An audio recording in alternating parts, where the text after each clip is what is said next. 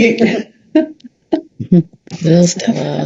This reminds me of the Life Force days. If you've been around that long, that was kind of fun. So, everyone, and then I'll unmute you. Okay. So it can be seen. All right. So we are going to do this kind of the old way. So if you have a question, Hang on. we need everybody to raise their hand. If you are unmuted. Yay. What's going on?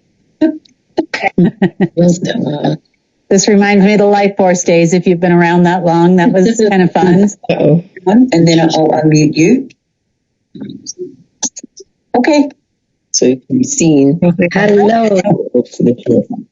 We are going to do kind of the old way. So if you have a question, Hang on. I can't find the. we need everybody to raise their hand. If you are unmuted. Yay. So far, 660 people. What exactly is raising your hand? Hang on. I can't find the. We need everybody to raise their hand.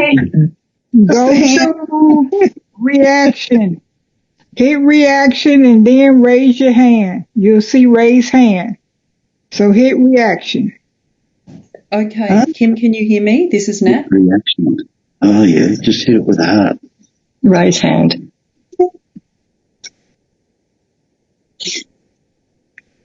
Somebody muted me again. Yes, I can hear you. Kim, I'm going to hit mute all continuously. So if you see yourself muted, please unmute yourself because there's so many people.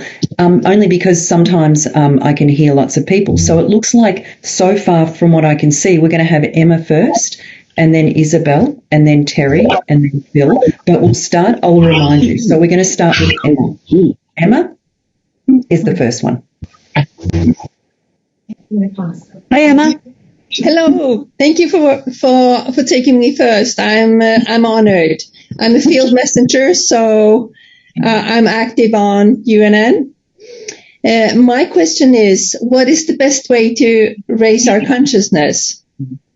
I'm going to hit mute all continuously. So if you see yourself muted, please unmute yourself because there's so many. Okay. Raise your consciousness. Well, what is raising your consciousness, first of all, right? Consciousness, in my opinion, raising your consciousness means you're connecting with Source and you're connecting to that wisdom that is given to us freely throughout the multiverse. It wasn't as easy as it is now. It's becoming easier and easier. No, you come up here. Oh. Come on. Come on. Go ahead and mute. So if you want to raise your consciousness, the first thing I would try to do is communicate with the Creator. That's first of all, because there is no greater wisdom than that comes from the Creator. I would say raising your consciousness is...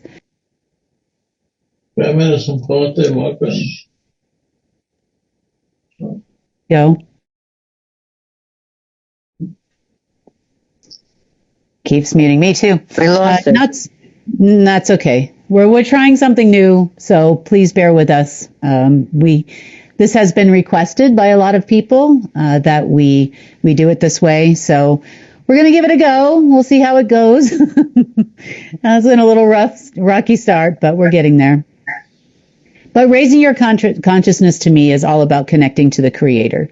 It's not even so much something that you're going to do by yourself, because we are all part of a collective consciousness. And just remember, when things get rough or they feel topsy-turvy, that there's always that place of solstice there that you can, or solace, I should say, that you can connect to and act accordingly. So what you... Might be on that one. Your reaction may not be the same if you are connecting directly to the Creator, is I guess what I would say. So in my opinion, that's how you raise your consciousness. Thank you so much. Thank you, Emma. There we go. Who do we have next, Nat? Emma. Oh, so many things just happened, Kim. So many things happened. Okay, let's see. Who will I pick? Anna. There you go. Anna. Hello? Anna? Hello, can you hear me? I can. Hi, I know this is probably a question that's not easily answered, but do you see or think that there would ever be like a quicker or quick disclosure to everybody, or is it going to be probably more likely drip fed over a couple of years? Well, I think we need to look at things sometimes from a broader perspective. What is the reason for disclosure, first of all? The reason for disclosure typically is to change people's mindset, to let them know this is out there, so to speak. That's part of it. Sometimes people want disclosure because they want everybody to know that, well, I'm not crazy, look, this is really happening. But oftentimes I feel that some types of disclosure are, I don't know what's going on there, but some types of disclosure are important because it helps people to make their own decisions, an educated decision. And I think that some types of disclosure, is it going to be helpful? And how much information do you think that the average everyday person that doesn't know any of this can actually handle? Do we want to do something that's for people's benefit? Or do we want to do something that could potentially be harmful or make people fearful? Our goal is to help people understand that there is a better way to live and a better way to be and what life really is, and that we have options. And I think that it's important sometimes, and the information will be there, just as it is now. The information is there for the people that want to hear it when they're ready. And I think that might be one of the best ways to do it. Unless, Anna, you can think of another way to do that, where we wouldn't be harming people. No, I see what you're saying. I guess I wanted to just ask. Oh, no worries. Yeah, it's just... Thank you. Yeah, because people are going to be fearful enough if something happens in the public eye, like media goes down or government goes down or something like that. They're going to be very nervous because they feel they need that. And, oftentimes throughout our history, at least our told history, when a government goes down or changes leaders unexpectedly, let's just say, not through a normal process, it creates a lot of fear amongst the population. Now imagine that happening to the whole world and how people are going to feel. And so it's going to be our job, meaning all of the people here and all of the people to help those people through the turbulent time without causing mass chaos amongst the people. So I think knowing you'll become kind of not a savior, but you'll become the helpful people, let's just say, the people that are in the know. Remember, your views aren't the same as everybody else's either. And they're just probably trying to feed their family or have a concern if they had a government job, what do they do now? And they just, people that work at the Department of Motor Vehicles or something, they don't know what's really going on. So it's going to be up to us to help people find other jobs, other ways of making income, show people a better life. And I think that's the most important thing. And then some lucky script writing person is going to get to rewrite history and release it as a series. So, there are good points to media, and there are good things that can come from disclosure. What really happened. I'm sure people would love to hear that, especially people that have been in countries where the history has been told incorrectly. Like pretty much everybody. So, but they lived through it. They were there, and they know that's not what happened, and they'll tell you that. So, hopefully, we will have some types of disclosure in the near future where people can actually feel like, look, I saw this happen. This happened to me. I was there. So I think it's kind of important too for people to move on sometimes, to really feel that, they're not crazy, the whole world is lying, and that they just want the truth out there. So there'll be some of that will help with healing too. That makes sense. Thank you very much. Thank you, Anna.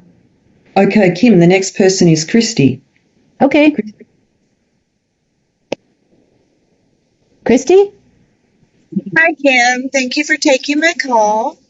This is more a personal question, I guess, but I'm just curious.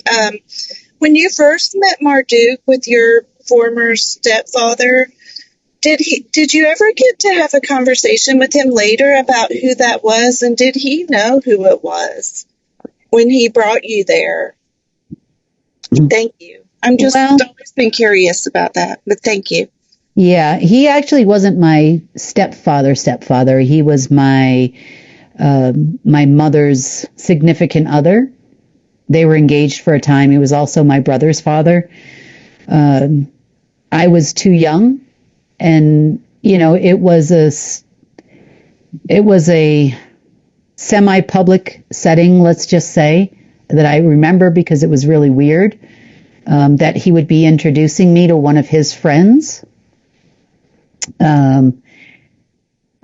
There was no conversation really from my part. I was probably around 8 years old, so I really didn't have much to say to any grown-ups unless they were talking to me about how to braid my hair or put on my leg warmers or something, at that time. So it was more about, I remember the flower, and I remember this person trying to be nice to me. Do I think he knew? I think he knew something. Let me put it that way to you. Turns out there was definitely a history there with that person. I didn't find out until obviously many, many years later. And he was definitely involved with some government people and definitely a Mason. So, and his kids were involved in the military and agency people and that kind of thing.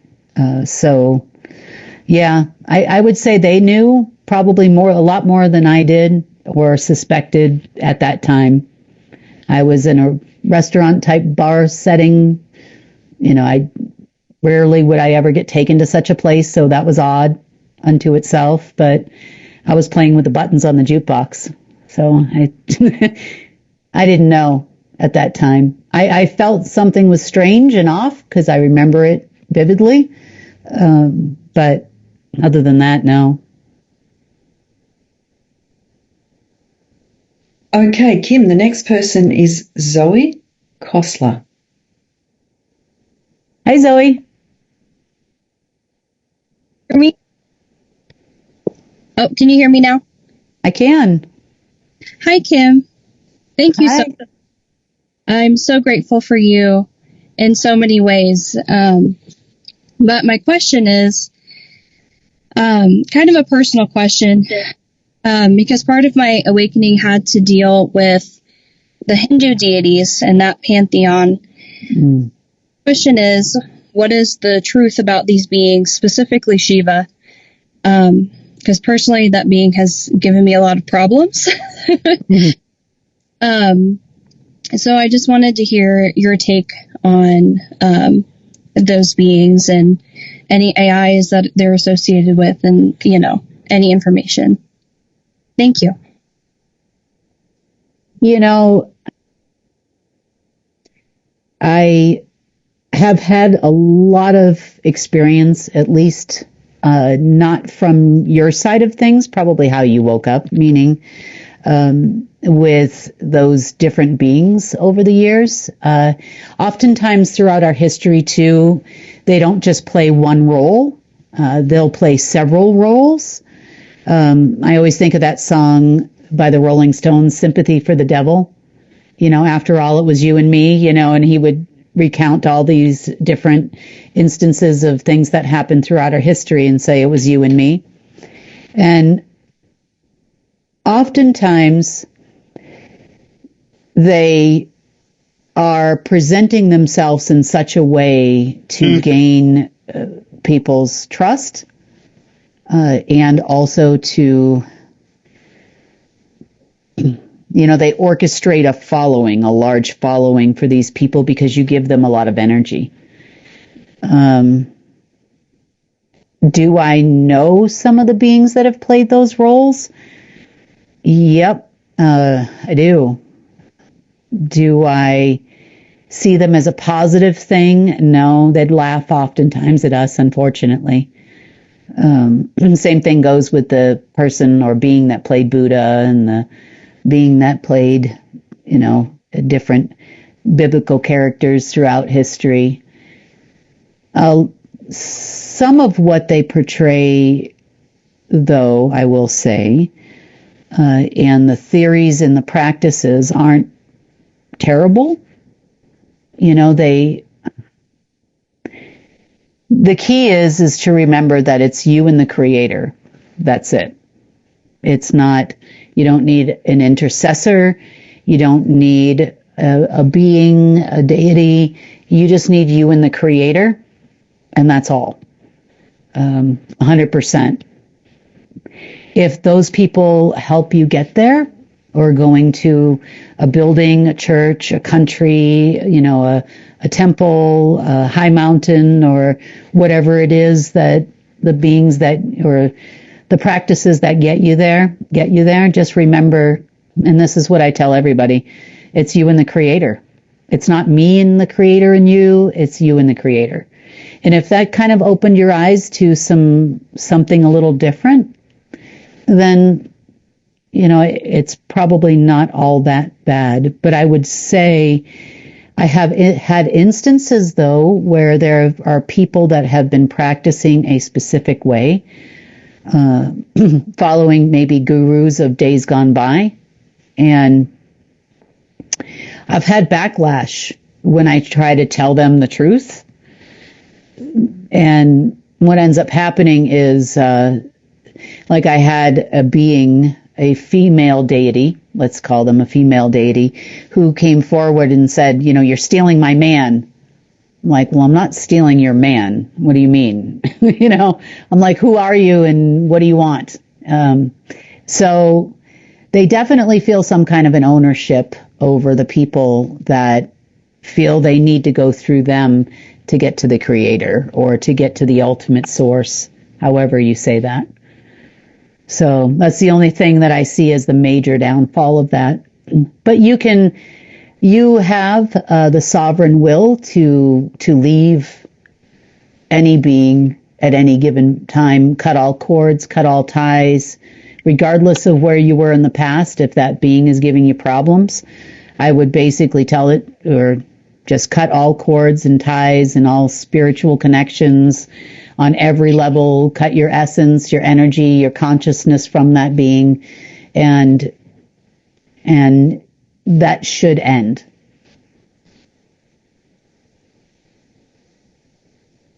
Okay, thank you. The next person is Leah Christie. Hi, Leah. Oh, hold on. How are you, Leah? I'm good. How are you? Can you go? Hi, how are you? I can hear you. I'm good. Good. So my heart has so much love for you, Kim. Thank you for everything that you do. I appreciate you so much.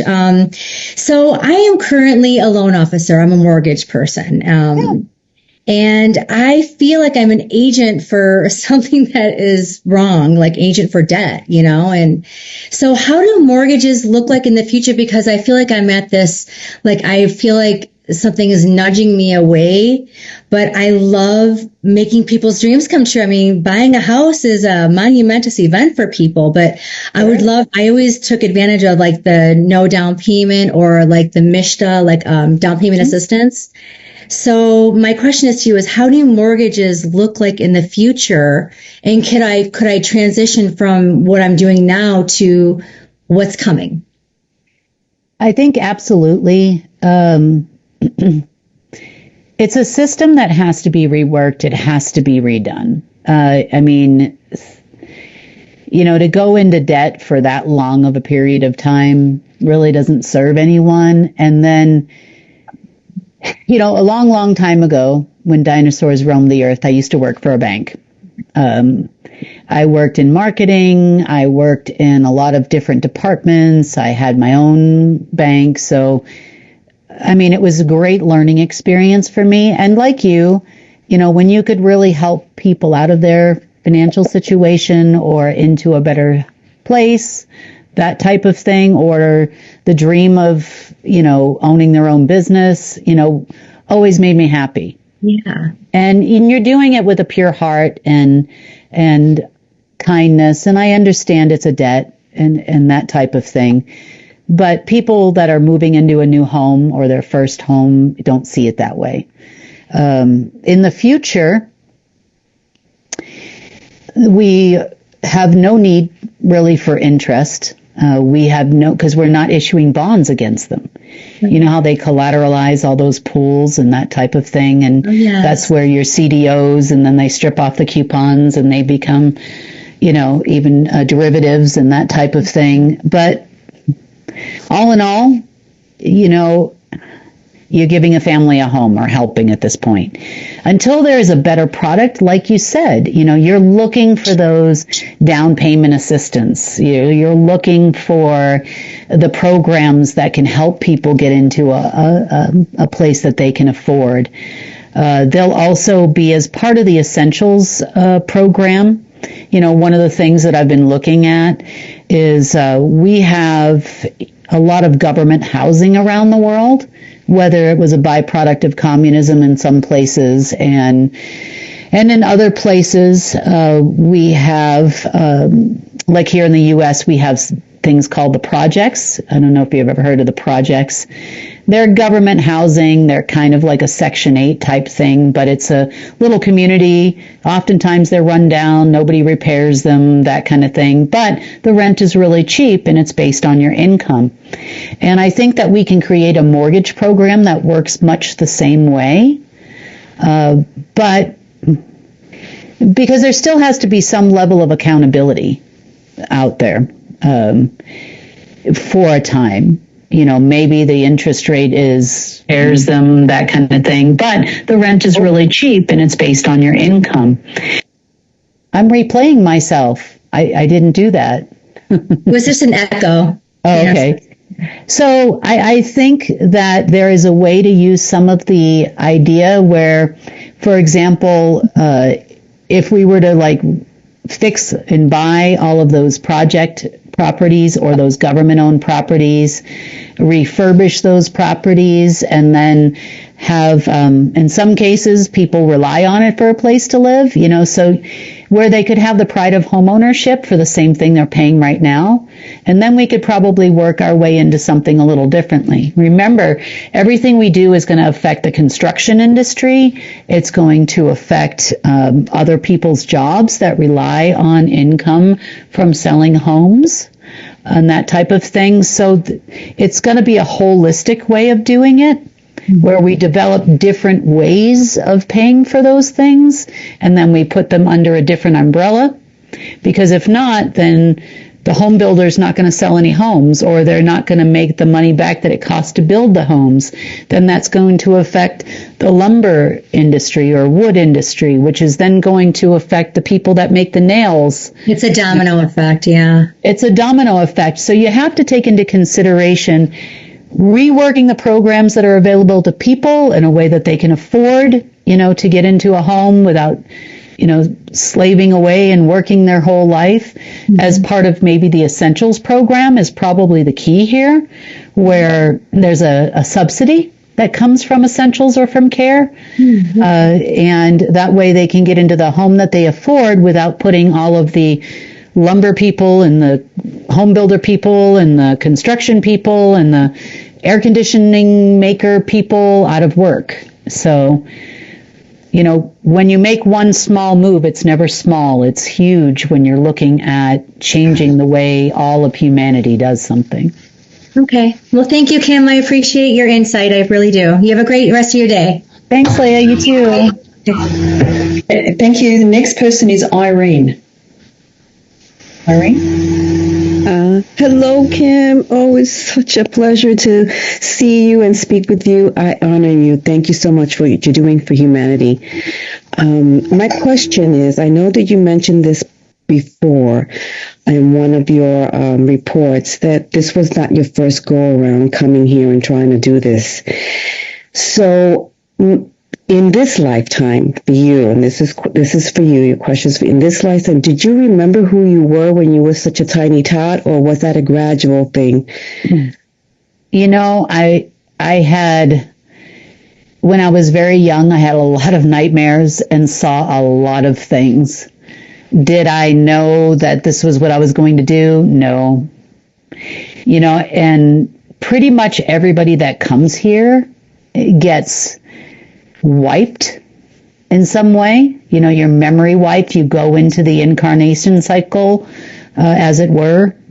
And it's partially done for your protection, because if, I know there's a lot of people probably even on here right now that have memories of things that are not of this lifetime. And sometimes you think it's deja vu. Oh, I've done this before. Why does this seem so familiar to me? Sometimes it's just an intuition. Sometimes it's a dream you can't stop having. So I'd say I didn't really just say anything to anybody.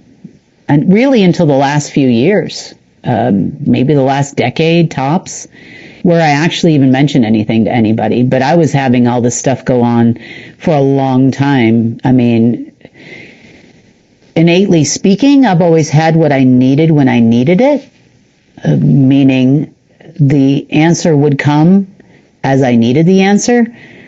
And I'm glad I didn't know this 10 years ago or 15 years ago or 20 years ago. And I'm not saying I didn't know eventually who I was and what I was doing. I mean, I figured that out sometime, probably around 2010, but maybe even a little bit before, maybe 2007. But I've always had these dreams and these visions and these forethoughts and these, the knowingness of something, just putting all the pieces together. But, I'll be the first one to tell you, I learn every day. I learn something new every single day about the way this universe it works. Hello? Thank you, Kim. So I'm never afraid to tell you I didn't know, that I made a mistake. I'm just as honest as I can be, and I'm just human. So I thank you so much. You're welcome. Okay, the next person is Jill W. Jill W. Hi, Kim. Hi, Jill. Thanks for taking the call. I'm wondering, even if the federal governments go down, I actually have two questions, but if the federal government goes down, what happens to all of big farms that are ran by the federal government? We have cow farms where I live in the U.S. I live in New York State, and it's a dairy farm, and they have 3,000 head, but they're government subsidized. Yep. And they just keep They know how to do the paperwork. They know how to do everything that they need to do to get more money out of the government. And like the smaller farmers call them pretty much the welfare farms. But they're the ones that are taking over a lot of the smaller farms. When those farmers die off, they buy the land. Or when those farmers retire, they buy all their land. Their house goes into shambles. And they just farm the land, and the government is paying for new barns and more cows being added on, and carousel milking system, and so on and so forth. So if that farm, or if the government goes down, then what happens to those big corporate farms? Well, because they've taken out a lot of these small farms around here to where there's no more small farms milking anymore. Yeah. Well, I would say they're not going to probably get the government subsidies anymore, for sure. But there's also a better way to do this. And again, absolutely, this is a faulty structure. Never mind, the farms, them buying up all the farms using government money to do it.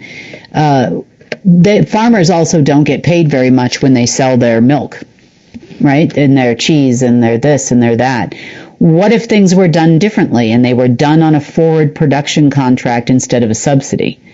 Meaning, you need to provide milk to, say, the school system, as an example. And right now, here, at least in this country, we have free public education. And we have lots of subsidy programs that help kids that can't afford to buy lunch and breakfast. So that being said, what if we were to do a production contract for X amount of liters or gallons of milk, per day coming from there, rather than subsidizing them, giving them free money to take over other farms? See what I mean? Now, if that was available to any farmer, it's not a system. It's basically you can produce the milk, you can get the forward production.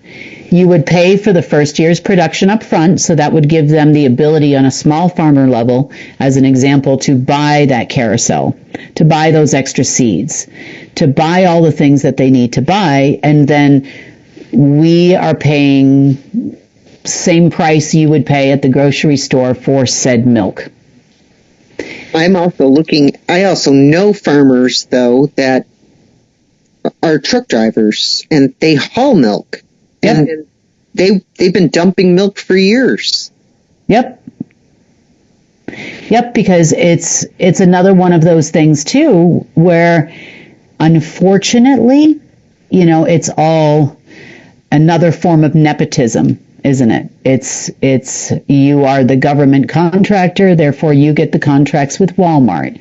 You get the contracts with the large grocery store chains. They put all of the mom and pop grocers out of business. You can't even choose something different. If you are a restaurant, you lose your distributors. So it's this whole cycle of creating pinch points and not allowing small businesses to thrive.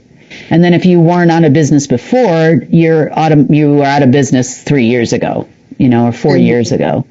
So living in New York State doesn't help either. Yep. New York State just puts you right under. Yep. I know. I lived in Massachusetts, so taxes, all kinds of different things, plus so that just kind of leads into my second question of, if the federal government goes down, fine and dandy, we don't need them. And as local governments, they're just as bad, if not worse, than some of the federal governments around here.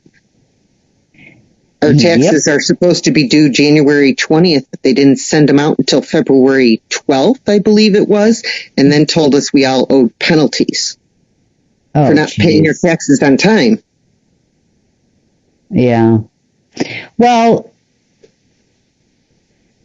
my interim, and I'm just going to say interim wise, because I think the states will go after any federal. But remember, all of these people that run your states and provinces and are all part of that same federal system.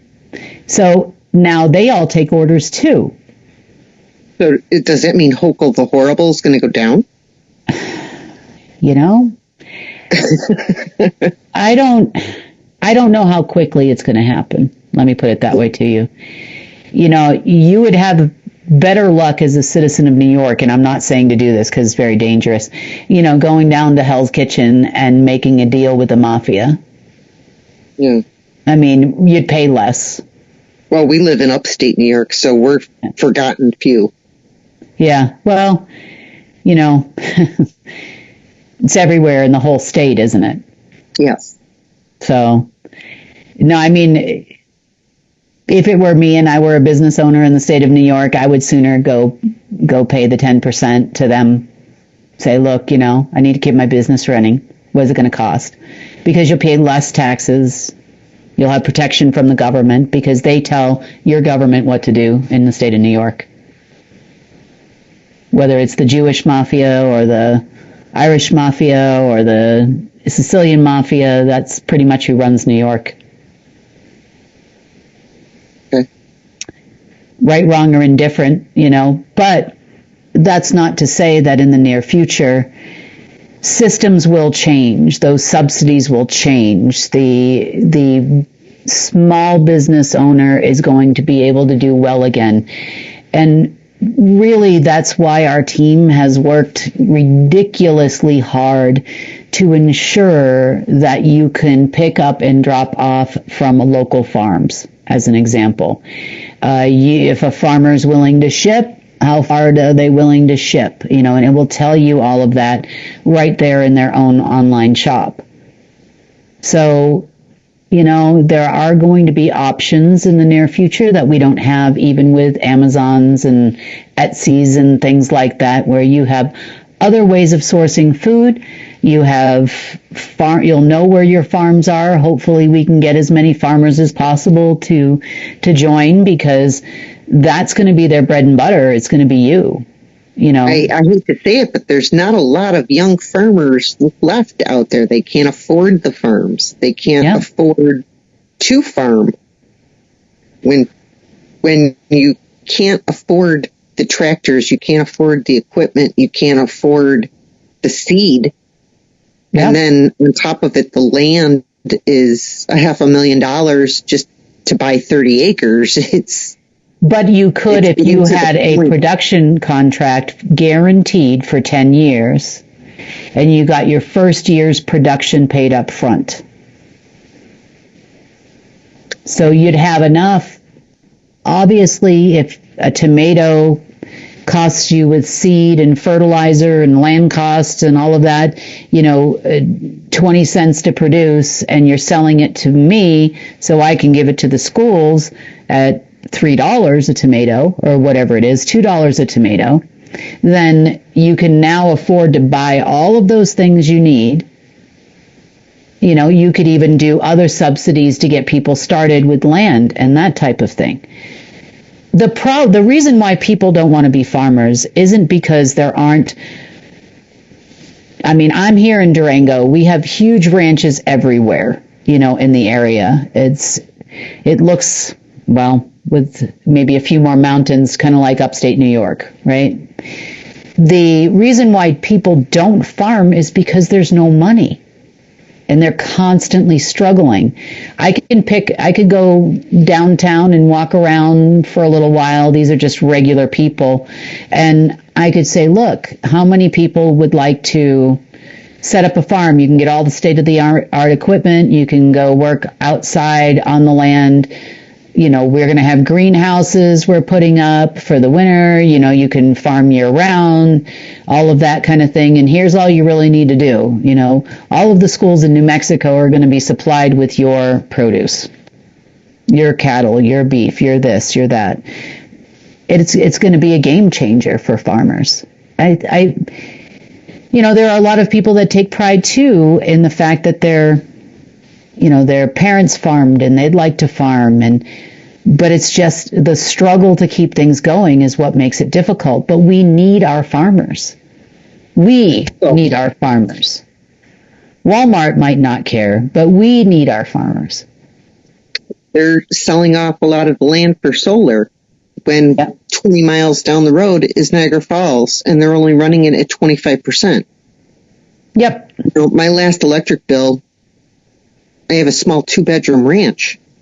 My last electric bill was almost $400. Yep. Yeah. I mean, and are any of these options the most efficient? I have Burt Dam 7 miles away, which is crumbling, which could very easily be a hydro. Yeah. And yet they're taking farmland to put solar in, where in this neck of the woods, there's not enough sun throughout the year. Well, that's part of it. The other thing is it's extremely inefficient, and why would you want to waste land like that? Well, not only that, but then once they build the solar farms, they change it from a farming zone to commercial zone, and it cannot go back to a farming zone.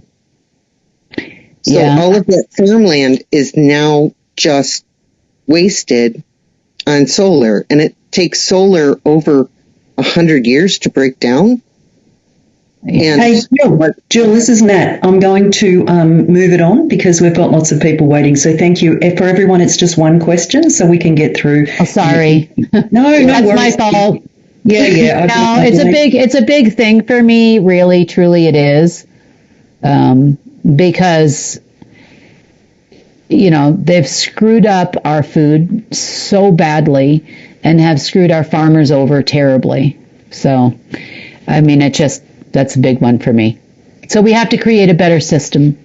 And I have been having conversations with a farmer from upstate New York from time to time when I have time as well. And he's telling me about all the problems. So thank you for your time.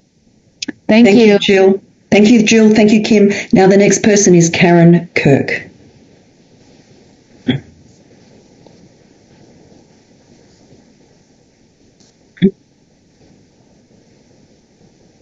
Karen, do you know how to unmute? Let's unmute Karen.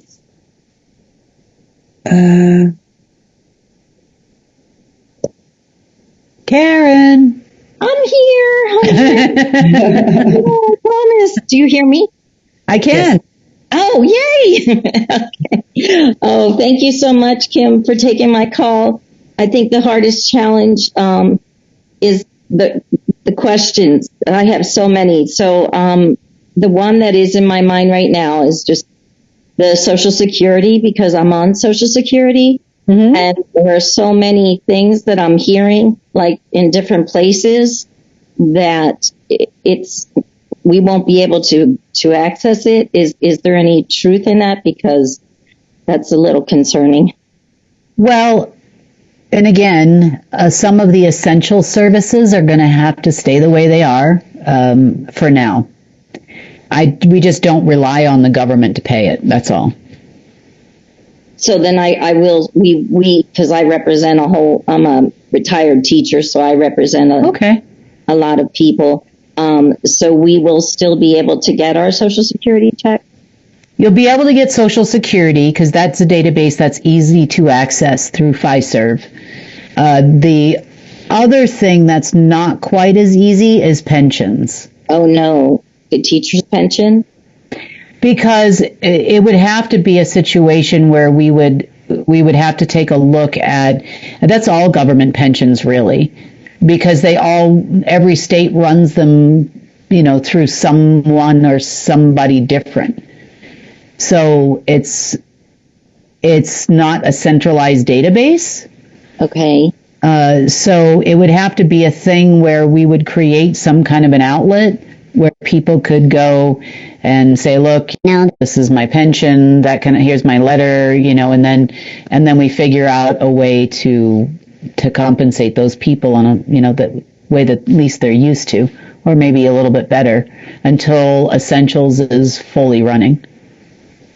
Okay. So, right now, this month, is it safe Oh yeah, you're fine. Okay. I'm living day by day, so yeah. you. I'm pretty sure. I think that it's going to take some time for them to fully. Their ego's too big. Okay.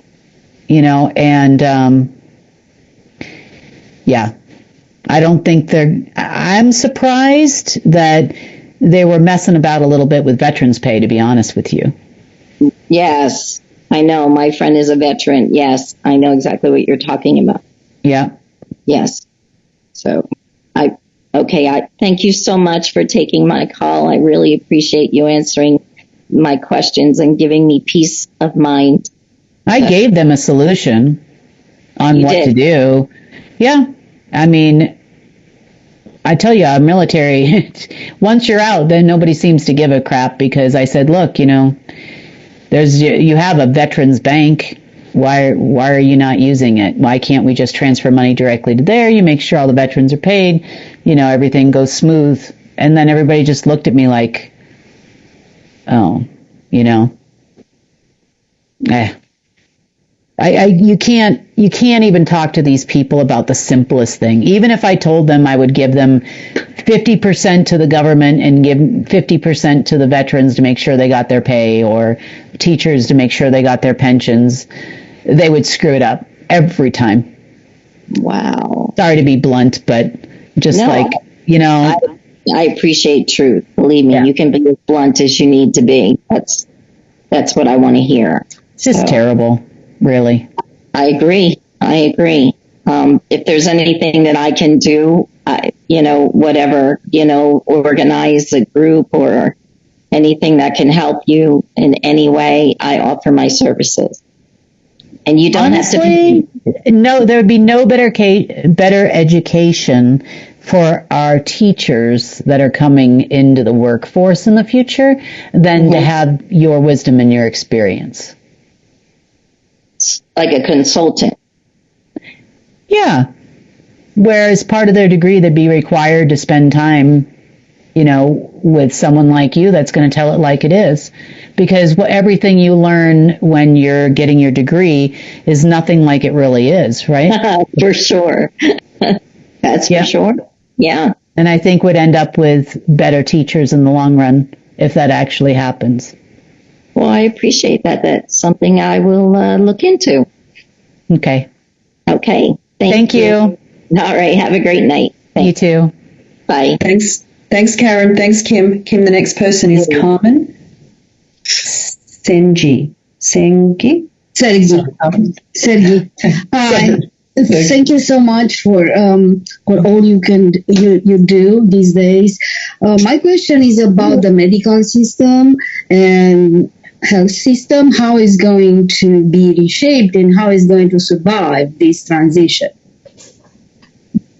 Are you talking about the current allopathic system? No, I'm talking about the people which are depending on a lot of medication, which is from the big pharma and things like this. Yeah. Well, and I've said this before, even from the beginning. So it's going to take us a little bit of time to get essentials, everywhere. There's not a lot of infrastructure, around the world and for these type of payment systems. So it's going to take a little bit of time to do that and to roll it out. We have a plan. We have all of the ways to do it. We have all the companies that can provide us with this service. But we're not going to be able to use the larger companies. That's the problem. We have to use smaller startup companies and the like, because the others it's just not going to work. I have tried. It didn't matter how much I paid them for services. I have tried. So as far as medicine is concerned, my biggest concern is that 80%-ish, give or take, maybe even more, of the medication for the entire planet comes out of China. Wow. That's my bigger immediate concern. So we do not have, and this is why I call them Duck Dynasty and other four-letter words on the daily, because they have no forethought, or do they care, I guess. You know, we don't have the infrastructure here in the States to manufacture en masse, for example, insulin or heart medication or even antidepressants. I mean, if you are on that stuff and you just don't have it anymore, I mean, it causes you a lot of issues. It's meant to be a dependent drug, right? And I'm not, whatever people choose that works for their own selves is what they choose. We currently don't have something that we are 100% sure works for example, to make your pancreas produce insulin the way it's supposed to. We don't have that. Is there possibilities and theoretical and in vivo studies and things like that? Yes. There's lots of them. But we currently don't have that available. So what are we... I don't know what she's doing here. So what are we going to do? The answer to the question is that even when Essentials picks up things, then it's going to cover both. And that was the thing that, drove the person who is not here anymore, you know who I mean, a little crazy, because if someone, it's about freedom, it's about medical freedom, it's the freedom to choose. So if you feel comfortable with this way of doing things, and remember, there are billions of people out there that still think naturopathic medicine is all about, meditating and sniffing, oils or something. They don't understand the science behind it. So they've been on this medication, their whole life, and they think it works for them. It's going to take some time and a lot of education to get people to understand that there are options. And then even if they are presented with options, how long does it take to get off that medication and try something else? And how do you make that transition? We don't have all the data on anything like that, and it's going to take time to do that. So to answer your question, are insurance companies on rocky road? Yeah, they're on a very slippery slope and rocky road right now. And that's partially due to the Frank-Dodd Act, because they have been wrapping a lot of these government IOUs that the banks have been receiving and that kind of thing. The California situation, has taken a lot of a big hit on the insurance company. But the thing that you don't probably know is that there is something called the Insurance Guarantee Fund. So interim-wise, so to speak, if it's government stuff, that's easy. Because it might be an antiquated database, but it's still a database, and they centralize everything. So it's going to be easy to get like Medicare and those types of things out. Or if they're on, they have the VA, that kind of thing, that's easy. Those are all databases. But as far as the regular insurance companies, they have a guarantee fund. I will say that. You can look it up. It's not made public because it's kind of like their self-funded insurance pool, so to speak, that they have to pay into should an insurance company go bankrupt. So there's definitely backups there. They're not allowed to use it unless they officially declare bankruptcy. And then it's out there. So that'll still buy a little bit more time. I'm just looking forward to where people can choose. Okay, thank you. Elizabeth J. is next. Hi, Elizabeth. Hi, Kim. Thanks for using this platform. It feels like old times. 2018, 2019. It's nice. It's been a while. I have a lot of questions, but I think I'm going to ask you about, in respect to the reversing of the electron spin, which you said started a few days ago. Yeah. So what is it that humans can expect to feel? And is this the Is this the anti-death program that you were talking about that allow us to heal and rejuvenate? Can you expand on that a little bit? Well, it's all the way down to a mitochondrial level. It's something that we were working on a lot even earlier today, and we worked on it quite a bit over the last few days, because there's energy has a natural flow to it, and energy and frequency pretty much move everything in your body. And it's not just your body, it's also Earth's body, it's plants, it's everything.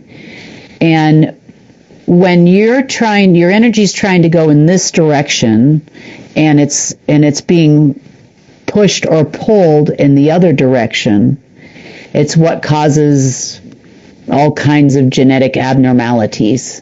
And then we've got environmental things on top of it that aren't very healthy for us too. So the changing of the flow to a more natural flow, the way that it always was before they did all this stuff to us, is going to eventually get us from the death program and into a much longer life. Have we that are living here now sustained a lot of damage due to everything they've done to us? Yes. I mean, for sure. The technology is out there to where we can help and repair in a natural way, a more holistic way. And I know everybody talks about med beds, and I hate that because it's not that simple. It's not that easy, and it's not going to work for everybody either. At least the real ones. But there's a lot of things that people portray as a med bed type device that is not what I know it to be either. So I definitely think it's going to help quite a bit. I know for myself, I've noticed I have a lot more energy, in the last couple days, last day or so, less disturbances. So that's good. And I feel everything that's going on.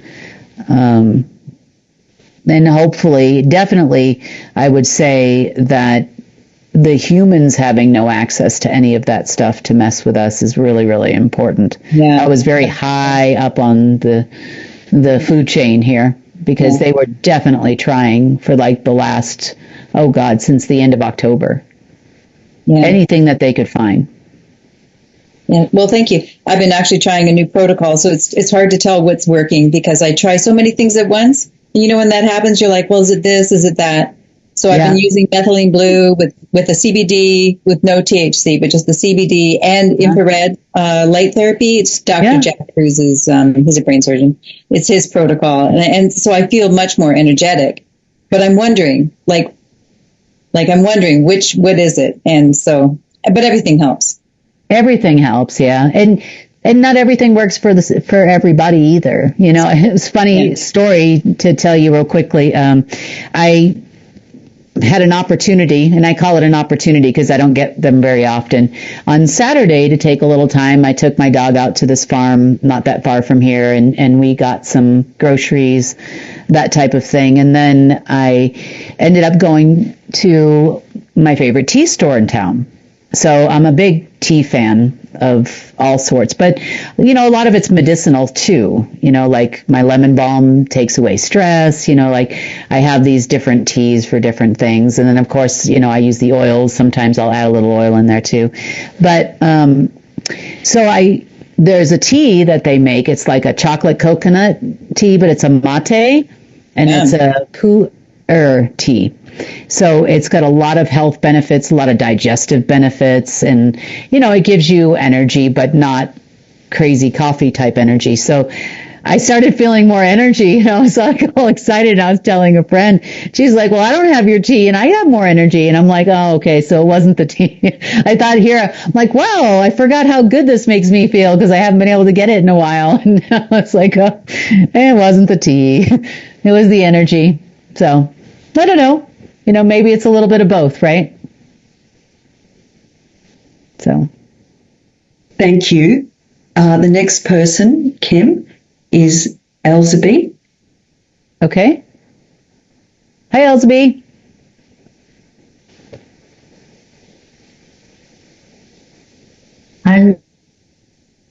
Hi, Kim. Can you hear me? I can hear you. Oh, good. As long as you can hear me, you don't have to see me. I'm from New Zealand. And I am really concerned about how we're going to put into effect all the things we need to do for care in New Zealand. How is it going to work? Because USA is a very long way away. Everything's a long way away from New Zealand. For instance, all your oils and the alternative minerals and all these things are irradiated when they come into our country. So they become useless. So we can't even get... Are you sure? Are you absolutely sure? Because that's the reason why we have the glass where it doesn't penetrate. Ah, that's right. See, I'm smart like that. I know you're smart, darling. I know you're smart. Well, and we're working on some skincare too. That's all herbal and botanical. That I've been working hard on too, very hard, in my spare couple hours a day that I can knock it out. So, and there's a whole microbial testing thing that has to happen, all that kind of stuff too. So make sure we're doing the right thing. But all of those go into that glass too. The name of the company that makes the glass is Miron, Miron. Okay. You can look them up. They specifically created it to be a preservative unto it itself as well, because it doesn't let in radiation from the sun. It only lets in positive sun rays. So it, in theory, blocks the radiation. Okay, that's wonderful. Are we still talking? We are still talking. Oh, well, that's okay. Also, how I would love to set up a care hub here where we can start educating people in the essentials and all of the things that we're going to be doing. But I don't know how it's going to work. I don't know if you've been thinking about how all this is going to work. Well, you also have to remember, too, that every place is different. So yes, I know. It is one place in the world I haven't actually been. So I couldn't tell you how it's going to work there. You're going to have to tell me how it's going to work there. In other words, what I mean is I understand your systems. I understand that your government is crazy. I mean, I get that. It for a while there was really crazy, like super crazy. But, I mean, I know somewhat of the resources from there. So I would say you're going to have to, or people like you or the people of New Zealand are going to have to tell us what your challenges are and how that you think it would be best to solve those challenges. Because having not lived there, it's hard for anybody else to do it for you. It would be wrong to try to do it for you. I've already drawn up a program on the hub. I was going to submit it. And it would be great to share it with other people in New Zealand too.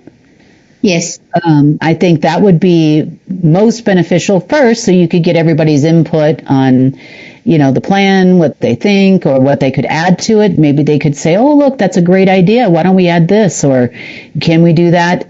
And how many places at the same time? And then once you come up with everything, I mean, it's good to even start doing something there. And then at that time, that way when care is available in your area, then it can grow faster. Yes, that's the intention. Yes. Yep. And we can, because we're a small place, we can do things very quickly if we work together. Absolutely. If we work together. Okay, Thank you so very much, and thank you so much for what you do. Thank you. Bye, darling. Bye, Now, dear. Kim, before we continue, how tired are you? Would you like to do one more question? Would you like to do a couple more questions? How are you feeling? I mean, I could probably do, let's do a couple more, and then we will do this again. So if we don't catch you this time, we are going to, now that we kind of got it going, we definitely will do this again. So the other thing we can do, Nat, is we can create a thread in the community chat where maybe you guys can pick up some of those questions, and then I can, try to get a few answered every day. If you'd like to do that, we could do something like that too. And then we'll do this again, obviously next month, if not before. Yeah, thank you, Kim. So we're going to do two more. And so that's going to be Veronica Saunders and Nicole. Everybody else, I'm so sorry. I can see there's lots of people with their hands up. However, we will do this again, and we will provide somewhere for you to pop your questions. And when Kim's got time, she can then quickly answer them. So, so we're going to start with Veronica. So Veronica and Nicole, just so Kim can get to bed tonight, can you just make it really succinct? Thank you. Yes. So Veronica first. Hi, Kim. Thank you so much for... Oh. Did I lose her? She's just on mute again. There she is. Veronica's still muted, so let's try and unmute her. Muted. Okay. Oh, I just lost everybody. Oh, dear. Myself. Kim, we can hear you. We can hear you. So you. Oh, you can hear me still? Yep, Okay. we can hear you. We can hear you. Veronica, please go ahead. Can you hear me? Okay. Yes. Again, Kim, for the amazing work you do. That's beyond words. Very appreciated. I have a question about HARP, the Weather Control and Monitoring System. I don't know what it exactly stands for. Will this system run on the golden age AI in the future? Will it have less extreme weather patterns that we are experiencing, or will there be other benefits through the golden age AI that will regulate this control system, this weather control system that we are under? Well, HARP is a front. There are many other weather control and element control and air control and oxygen control, and so most of those programs were not run by DARPA, or the government. They were far more detrimental, with a completely different agenda, and there was probably at least 50, if not more, holograms specifically geared towards weather control, if not more. So HARP is kind of a limited government access or deep state access program, which allowed them to do certain limited things. The other control systems and the holograms related to them are pretty well gone, I hope. But I would say that, no, it won't run on a golden age AI, but there has to be a certain amount of change, just like all the other changes we talked about, where we start going back to more natural weather patterns. We didn't actually have weather as a planet a long time ago. We didn't have rain and snow and all that kind of stuff. We had a natural humidity to the air. Great. Thank you. So will that all harmonize more? The weather, let's say, will we have the hurricanes, will the strong wind? I live in Las Vegas, and noticed there's less strong winds. We didn't really have as much rain this winter season. So I guess my question is the weather going to be also the water? You mentioned something about the living water, source water that's hidden in the earth that will eventually come out throughout the entire planet. Can you see some changes, possible changes? How long will it take until this living water will penetrate the globe, for instance, and help, create a better environment for us? Well, right now we can clean and they can muddy. So we can fix and they muddy. We fix, they muddy. It doesn't take much to contaminate water. I mean, farms with the wrong type of pesticides nearby a water supply or an aquifer can destroy water for miles. So there are a lot of cleanup efforts that have to happen. It's not that we can't create water with the proper molecular structure, but there are, in the interim, there are lots of options for you to charge water. You can plasma charge water, and that's better than, not doing anything, let's just say. Okay, but overall, the weather, it will get better. That you said the systems are gone. So it's gonna take time to do that too, though. You've got to remember, nature is nature. If we decide we need not to have the San Andreas Fault anymore, then we need to figure out what to do there, right? And then how do we do that without disturbing the tectonic plates? And how do we do that without disturbing the people that live around there? And how do you do that, when it comes to water supplies and things like that? So we have a lot of wrongs, and I keep saying this to people, and it's going to take a lot of rights. It's going to involve everybody. But, as far as, them spraying chemicals in the air and, no matter how many times we destroy reservoirs of that stuff, they still get out there, and I have them here too. So, and that affects our water supply as well. Okay, yeah, of course it does. Yeah, absolutely. Thank you so much, Kim. Thank you. One more, Nicole, and then Kim will say goodbye to us, and we'll see each other after Nicole. Okay, after Nicole's question, we'll say goodbye, and then we'll see each other again. Thanks, Kim. Thanks, Nicole. Yep. Hi, Kim. I can't see you. Can you hear me? I can see you. I can hear you. Okay, I can see you. Hi, how are you? Good, how are you? Good.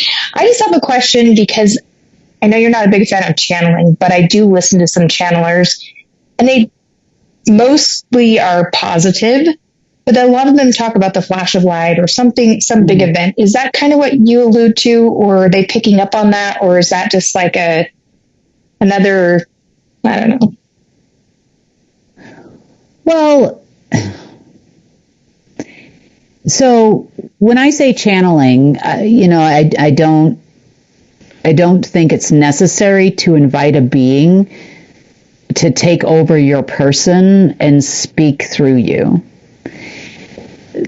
That I don't agree with, and usually that's nothing positive. If it's a positive thing, then they could be having a conversation, a more telepathic conversation with a being somewhere. So that is different. I mean, we a lot of people do that. It's just a phone conversation without the phone. That's all. And we do that with each other a lot too. From time to time, whether you know it or not, you can feel the person's energy next to you, that kind of thing. And they just have a unique talent of putting that into words. So I don't want you to think that I'm saying, everybody who says I channel is bad, because I don't think they realize that they're just having a conversation sometimes, some of those people. As far as a big flash of light in the world changing, I don't know. And really, if I was going to say anything to that effect, I haven't heard that yet. But you never know with Source. He's pretty funny. So, it's possible. Interesting. Okay. With Source, anything is possible. I've seen some crazy things happen, that's for sure. And I'm like, would have been nice to do that 3 years ago, or that would have been great, Work your Well, magic. It's interesting because, as far as I know, the collective consciousness, and if so many people are getting similar messages and we're technically co-creating, would that be something, because all of these people are picking up on that because we are co-creators? Sure. And, and some people are really sensitive too, and they could see that flashlight and other people probably wouldn't see anything, so it just really depends on the person. But I definitely think you can co-create the space for sure. If everybody is getting a similar message that we're about to embark on a big change, remember something too, we can all see the same movie. And that doesn't mean we're all going to pick up the same things from the movie. Someone might say, oh my God, did you see that lady's hair? I couldn't believe he ran out the door. And they'd be like, he didn't run out the door. He got into the garage. No, he ran out the front door. So we don't pick up on things the same way sometimes. But generally speaking, we'll all probably start to feel something different. Okay. That's my opinion anyway. Thank you. But it's always good to listen to positive messages from people rather than listen to orange people yell at you. I try to do more of the spiritual versus, and again, I'm like, these could be the CIA, people that are implanted to give you an idea in your head. And anyway, you'd know. So you've got to listen to them from within. And if it feels funny to you or it starts to feel funny at any point, don't listen. If it feels like it's right, and they're good people, then, keep listening to those people. But I know a lot of people too that, I started oh, well, that sounds really good. And then somewhere along the way, their whole message changed and it was weird. And I'm like, oh, there's another one. Well, I definitely make sure, because when you talked about they do a little bit of truth and then sandwich it in a lot of lies. So I try to look for that. Yeah. But it's kind of hard. There's so much, it's like overload. So my rule generally would be, if it's fear-based, I kind of tune out. So what about listening to you? What do you think? That's a great point. I feel like things are changing, but I think you always kind of want a validation. And I guess maybe I'm not as confident as. No, and everybody goes through that too, where you're just starting to kind of get your feet wet in the water and you're seeing things or you're feeling things and you're like, did I really see that? Did that really happen? And if so, who do I ask or who do I talk to about it? And then you need that almost validation of what you're doing because you want to make sure that you're seeing the right things, you're hearing the right things. But I would also ask for that. Because there have been times where, I'm doing this and I'm like, oh, especially in the very beginning, I'm like, are you kidding me right now? 3 days out of 10, I'd wake up going, okay, I've just lost it. Yep, it's gone, and then something would happen where I'm like, okay, that really just happened. It really happened. I'd get a phone call from someone or, they said, oh, this is what the government just did or, something like that. And I'd be like, oh my God, okay, that just happened. So there are ways you can also ask for validation of what you're hearing and you're seeing. And then something will come up. You'll get a phone call. You'll catch a glimpse of something, on the internet where they repeat the exact same words you heard, that kind of thing too. So that it does help. But it does take time sometimes to really learn to trust yourself, but also maybe try to find people around you that are like you. There's always. Yeah, but I don't want to get into to like the echo chamber thing either. Like I want it to be true, real, like not, oh, I see all of these things because, so I try to use my discernment and I think I'm pretty good, but Yeah. Just reach out to source and say, hey, I feel like this is happening, and then sometimes it comes overnight. Sometimes it's a thought first thing in the morning kind of thing. And, learning to trust that and just say, oh my gosh, could this be real? And then maybe you'll see it presented by a person you don't know, a male or a female or something. And then you're on the train and you see that person doing that thing, drinking that coffee, reading that paper or whatever it is. And then you'll know. How would you know ahead of time? Like, because that happened to me a number of times too. I'd get like a vision of something simple. Like, so if all that, the rest of that, if that's true, that guy on the train with the paper and the coffee, from that particular coffee shop, is happened, then all the rest of the things I saw must be true and real, because how would I know? Okay. So sometimes I looked for things like that in the very beginning, like for validation that I'm really not, this is real. Okay. Awesome. Thank you so much. Thank you. you. What a lovely way to end. Lovely way to end, Kim. So I'll just hand over to Kim to say goodbye. So that being said, I wanted to thank every single one of you for coming tonight. I appreciate you. I love having chats with you, and I know a lot of you mentioned that you wanted to try a Zoom. I think we did okay for our first time in a really long time, and I look forward to answering all your questions and talking with you more. For me, it's so enjoyable to talk to all of you, because I get to see you, and it's better than just me talking at a computer or talking at a camera. So it's lovely for me to meet all of you, sometimes for the first time. Some of you I've seen before and talked to before. You've been around for a long time. So I just wanted to say I appreciate all of you, and maybe next time we'll do it at a different hour so that we can catch different time zones and that type of thing too. So we're working on it, and we're definitely working through it, and hopefully, source willing, we'll have more time to do these types of things in the future as well. But I have missed seeing you guys every Sunday. I can tell you that. So big hugs to all of you too, and we will see you, I guess, today's Monday, so I'll see you on Wednesday.